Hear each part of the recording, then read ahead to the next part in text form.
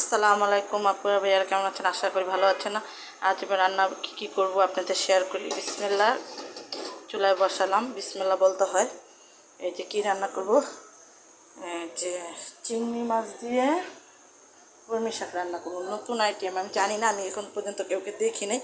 আজ আমি রান্না করব কলমি শাক চিংড়ি মাছ দিয়ে। এই যে চিংড়ি মাছ আলু আর এই যে কলমি শাক আপনাদের সাথে শেয়ার করবো। মিষ্টি একটু লাড়া দিয়ে দিই, একটু ভাজা ভাজা করতে হবে, মাছটা একটু লাল হবে, এই জন্য মাছটা দেখালাম।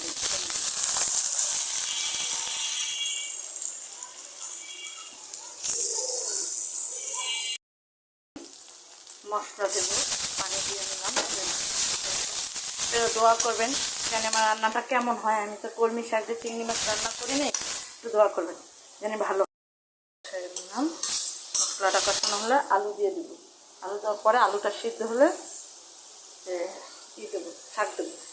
প্লিজ আপনারা আমার চ্যানেলটা সাবস্ক্রাইব করবেন, লাইক করবেন, কমেন্ট করবেন, আর আমার ভুল টুল হলে আমাকে ক্ষমা করে দেবেন।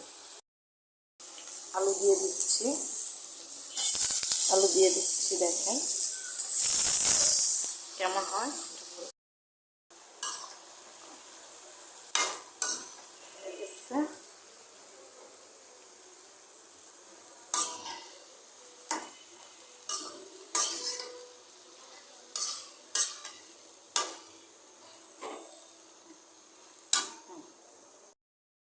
দিয়ে তেলাপিয়া মাছ রান্না করবো। এই ডালের কোঁদা, এই পেঁয়াজ কেটে রাখছি, আর এই যে মাছ মশলা দিয়েছি, দিয়ে লাগাতার খাওয়া।